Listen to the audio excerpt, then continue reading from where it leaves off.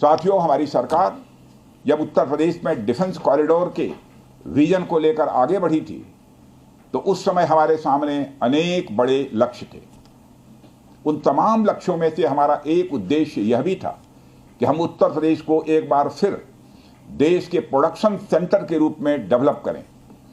UP defence corridor Lucknow सहित कानपुर, झांसी, चित्रकूट, आगरा और अलीगढ़ से होकर गुजरता है और ये सभी नोड्स आने वाले समय में विकास के नए केंद्र बनकर उभरेंगे। साथियों, एक उदाहरण मैं आपके सामने रखूं तो आप में से बहुत लोगों को पता होगा कि एक समय कानपुर और आसपास का क्षेत्र प्रोडक्ट्स की मैन्युफैक्चरिंग के लिए जाना जाता था। आर्थिक रूप से यह क्षेत्र बहुत ही समृद्ध था। इसे मैनचेस्टर ऑफ द ईस्ट कहा जाता था। लेकिन आज़ादी के बाद अनेक कारणों से आर्थिक प्रगति की राह में यह क्षेत्र पिछड़ता गया और कहीं पीछे छूट गया। मैं उन कारणों में तो नहीं जाना चाहूँगा, पर कहना यह चाहता हूँ कि यूपी डिफेंस कॉरिडोर के निर्माण के बाद यह क्षेत्र फिर से एक बार अपने पुराने वैभव को प्राप्त करने की ओर आगे बढ़ चला है। मुझे इसमें कोई संदेह नहीं है कि कानपुर विकास की उन ऊंचाइयों को छुएगा जो दुनिया के विकसित क्षेत्रों के लिए अनुकरणीय होगा। कल को वेस्ट में कोई क्षेत्र जब बहुत अधिक प्रगति करेगा तो उसे कानपुर ऑफ द वेस्ट कहा जाएगा। इसी प्रकार डिफेंस इंडस्ट्रियल कॉरिडोर के सभी नोड्स को डेवलप करने के लिए हम पूरी तरह से कमिटेड हैं। मुझे यह भी बतलाया गया है कि अभी उत्तर प्रदेश डिफेंस कॉरिडोर में aircraft manufacturing, UAV, drones, ammunitions, composite and critical materials, small arms, textile तथा पैरासूट आदि में मेजर इन्वेस्टमेंट किए गए हैं। एक अच्छी बात यह है कि इस डिफेंस कॉरिडोर में हमें पब्लिक सेक्टर और प्राइवेट सेक्टर दोनों की ही बड़ी अहम भागीदारी दिखाई दे रही है। साथियों, जब मैं प्राइवेट सेक्टर की भागीदारी की बात कर रहा हूं तो मुझे यह बताते हुए बड़ी खुशी हो रही है कि लखनऊ में ही पीटीसी इंडस्ट्रीज लिमिटेड द्वारा titanium and super alloy material plants की शुरुआत की जा रही है। इसके अलावा 7 एडिशनल क्रिटिकल प्रोजेक्ट्स की भी नींव इस समय रखी जा रही है। यह निश्चित रूप से रक्षा क्षेत्र में भारत की आत्मनिर्भरता की गति को और तेज करेगा। मैं इसके लिए श्री सचिन अग्रवाल को भी बधाई देना चाहता हूं। हमारा सपना है कि उत्तर प्रदेश दुनिया के टॉप डिफेंस प्रोडक्शन और एक्सपोर्ट डेस्टिनेशन के रूप में जाना जाए। आज जो ब्रह्मोस फैसिलिटी शुरू हो रही है, मैं समझता हूं वह यूपी डिफेंस कॉरिडोर का यह गौरव होगा। यह सिर्फ उत्तर प्रदेश का ही नहीं बल्कि देश का सबसे बड़ा BrahMos integration and testing facility centre है।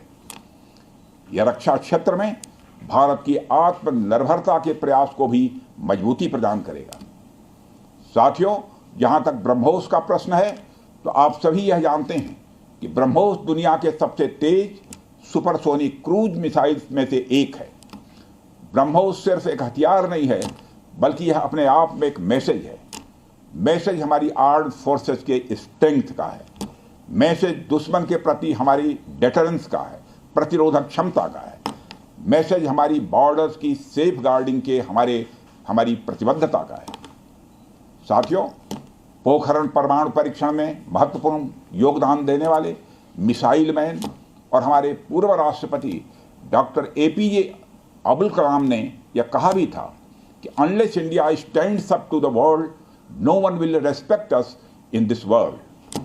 Fear has no place, only strength respects strength. अर्थात दुनिया कमजोरों का नहीं बल्कि शक्तिशाली का सम्मान करती है। उनका विजन था कि हमें अपनी ताकत को और मजबूत करना होगा। जब तक कोई देश ताकतवर नहीं होगा, दुनिया उसका सम्मान नहीं करेगी। आज भारत दुनिया के सबसे शक्तिशाली राष्ट्रों में से एक है। हम लगातार अपनी ताकत और बढ़ा रहे हैं और मैं समझता हूं कि आज जो फैसिलिटी सेंटर शुरू हो रहा है यह भारत की शक्ति को और मजबूत करने में सहायक होगी।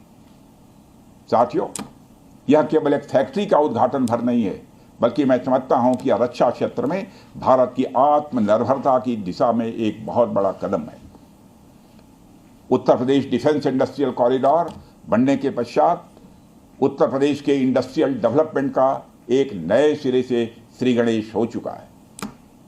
इस डिफेंस कॉरिडोर में अब तक कुल 180 के लगभग एमओयूज साइन किए जा चुके हैं, जिसमें 34,000 करोड़ रुपए का इन्वेस्टमेंट प्रपोज्ड है।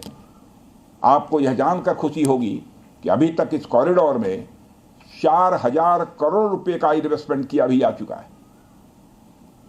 साथियों, टेक्नोलॉजी डे के दिन इस हाई टेक्नोलॉजी प्लेटफॉर्म फैसिलिटी को इनागुरेट करना अपने आप में एक लैंडमार्क डे है, परंतु इसके साथ साथ यह भारत की नई इनोवेटिव एनर्जी को भी दिखाता है, जिसको हमने पिछले कुछ सालों में गति देने का प्रयास किया है।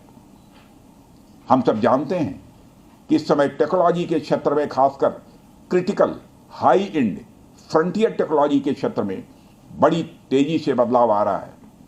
चाहे सिविल सेक्टर हो या डिफेंस सेक्टर, आज रोज नई नई टेक्नोलॉजी सभी प्रकार के प्रोडक्ट्स या सर्विसेज में क्रांतिकारी परिवर्तन ला रही हैं। हमारे जीवन का कोई भी ऐसा कार्य क्षेत्र नहीं है जहां टेक्नोलॉजी हमें डिसरप्टिव तरीके से प्रभावित न कर रही हो।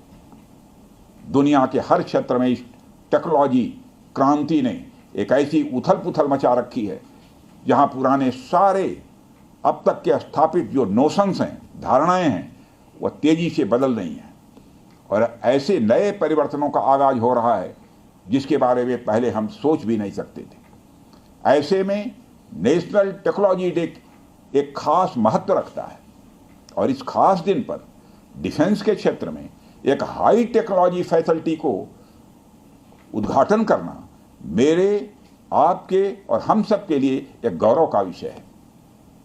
साथियों, ब्रह्मोस भारत और रूस के हाईएस्ट डिफेंस टेक्नोलॉजी का एक संगम है। जिस तरह हमारा उत्तर प्रदेश प्रयाग स्थित संगम के लिए दुनिया भर में जाना जाता है, उसी तरह आने वाले समय में लखनऊ भी इस टेक्नोलॉजी के संगम के लिए जाना जाएगा और यह संगम कई अनेक विशेषताओं को अपने अंदर समाहित करता है। आने वाले समय में यह रोजगार के सीधे यानी डायरेक्ट और इनडायरेक्ट अवसर पैदा करेगा।